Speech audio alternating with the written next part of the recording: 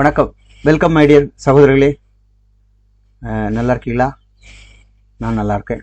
இன்னைக்கு warehouse job தான். Romania வந்து ஷெங்கன் கண்ட்ரியோட முன்னாடி அணைஞ்சாச்சு. ஓகே, இந்த ரொமானியாவுக்கு வேர்ஹவுஸ் ஒர்க்கர் யாராக போகணும்னா நீங்கள் கண்டிப்பாக எனக்கு கால் பண்ணலாம், அப்ளை பண்ணலாம். ரொமானியா மேப்பில் பார்த்துங்க சுற்றி எங்கே இருக்குதுன்னு இல்லையா? ஷெங்கன் கண்ட்ரி ஹங்கேரி டச்சில் இருக்குது. ஓகேவா? அதேமாதிரி பல்கேரியாவுக்கு டச்சில் இருக்குது.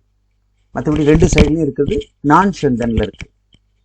பட் ஓரளவுக்கு பரவாயில்ல, ரொம்ப ரிச்சுன்னு சொல்ல முடியாது, நார்மலாக இருக்குது. ஆனால் அங்கே விசா அடித்து சக்ஸஸ் ரேட்டில் போய்கிட்டு இருக்குது.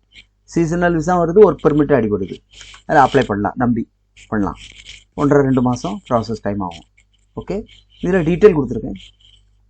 ஓகே, 2-3 இயர்ஸ் வேர்ஹவுஸ் எக்ஸ்பீரியன்ஸ் இருக்கணும்.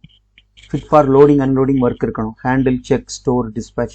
இது நார்மலாக ஒரு ஸ்டோருக்குள்ளே போனால், அதாவது 10th படிச்சிருக்காங்க, +2 படிச்சிருக்காங்க, காலேஜ் படிச்சிருக்காங்க, பாலிடெக்னிக் பண்ணியிருக்காங்க, கல்ஃபில் ஒர்க் பண்ணியிருக்காங்க, இவங்களுக்கெல்லாம் இதை பார்த்த உடனே தெரியும் இங்கே என்ன வேலை இருக்கணும் இல்லையா? ரீடிங் அண்ட் ரைட்டிங் தெரிஞ்சிருந்தாலே போதும். எல்லாம் லேபிள்ஸ் எல்லாமே, அட்ரஸ், லேபிள்ஸ், பேட்ச் கோடு எல்லாமே இங்கிலீஷில் தான் இருக்கும். அப்போ அதை பார்த்து படிச்சுக்கிட்டு எங்கே அங்கே வைக்கணும், இங்கே வைக்கணும், அது கம்ப்யூட்டர் சொல்லும். இங்கே இருக்குது எடுத்துகிட்டு வா, இல்லைனா இதை கொண்டு அங்கே வை. புரியுதா? இல்லைனா எல்லாமே அது ட்ரைனிங் கொடுத்துருவாங்க தெரியாதவங்களுக்கு கூட. இல்லை, அது வரைக்கும் என்ன பண்ணுவான், க்ளீன் பண்ணு, இல்லைனா அந்த டேமேஜ் பீஸ் எல்லாம் பிரித்து ஓப்பன் பண்ணி அங்கே வை, இங்கே வை. கொஞ்சம் விவரம் தெரிஞ்சவங்களை கூப்பிட்டு இங்கே வா, பிக்கிங் பண்ணு, ட்ராப்பிங் பண்ணு, டெலிவரி பண்ணு, ஸ்கேனிங் பண்ணு, ஸ்டோர் பார்த்துக்கோ, இதை பண்ணு, அதை பண்ணு, இது பண்ணு. அதில் நல்ல அனுபவசாலியாக இருந்தால் என்ன பண்ணுவாங்க, சூப்பர்வைசராக போடுவாங்க. அது போக ஓகே சரி, கொஞ்சம் உள்ளே போயாச்சுன்னா இதில் 12 மணி நேரம் ஒர்க் பண்ணிக்கிட்டே இருக்கலாம். கரெக்டாக? அதுக்கு பிறகு அவங்கவுங்க படித்த திறமைக்கு தகுந்த மாதிரி வேறு இடத்துக்கு மாறிக்கலாம். இது ரொமானியா காசில் சொல்லியிருக்கு இவ்வளோன்னு. நம்ம ஈரோவில் சொல்ல போனீங்கன்னா 1000 யூரோ, கண்டிப்பாக 900 அந்த ரேஞ்ச் வரும்னு சொன்னாங்க. 900 to 1000 யூரோ, அதான் 1:10. ஓகே, இது கம்மி தான். ஆனால் நீங்கள் அங்கே போய் வேலை செஞ்ச பிறகு அக்கம் பக்கம் வேறு இடத்துலலாம் பாருங்கள், ஒரு மணிக்கு 7 யூரோ 8 யூரோன்னு இருக்குது. சரி, 6 யூரோ வைங்க, 5 யூரோ வச்சாலே 10 மணி நேரம் வேலை பார்த்தீங்கன்னா 50 யூரோ ஆச்சு. அப்போ ஒரு மாதத்துக்கு 1500 யூரோ வரும் இல்லையா? நம்ம 7 யூரோ அந்த ரேஞ்சு, 8 யூரோ வந்து வேர் ஹவுஸில் கிடைக்குதான்.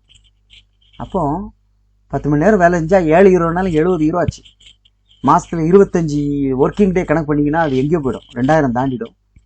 கரெக்டாக? பட் அதுக்கு நம்ம என்ன செய்யணும்னா, அந்த ரேஞ்சுக்கு போனோம்னா ஆரம்பத்தில் இதுக்குள்ளே நுழைஞ்சிக்கிட்டு வேலை செஞ்சுட்டு இருக்கும்போதே டிஆர்சி கார்டு வாங்கின பிறகு வேறு இடத்துல ட்ரை பண்ணால் மாறும்போது நம்ம நினச்ச மாதிரி நல்ல ஸ்கோப்பு போகலாம்.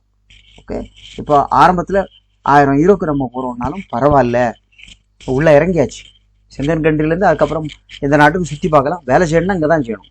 ப்ராப்பராக மாறி வேறு நாட்டுக்கு போகணும்னா அங்கேருந்து முறைப்படி அங்கேயும் ஒரு பெர்மிட் அப்ளை பண்ணி தான் போகணும். அது அடுத்த கட்டம். நம்ம அதை பற்றி இப்போ நம்ம பேச வேண்டிய தேவையில்லை. இப்போது ரொமானியாவுக்கு ஒர்க் பெர்மிட்டில் போகிறவங்களுக்கு இப்போ இதுக்கு விசா கூட அடித்து வந்துட்டு ஒரு குரூப் போயிட்டாங்க. ஓகே சரி, மேலும் விவரங்களுக்கு எனக்கு கால் பண்ணி பேசுங்க, ஒரு PDF ஃபைல் அனுப்புங்க.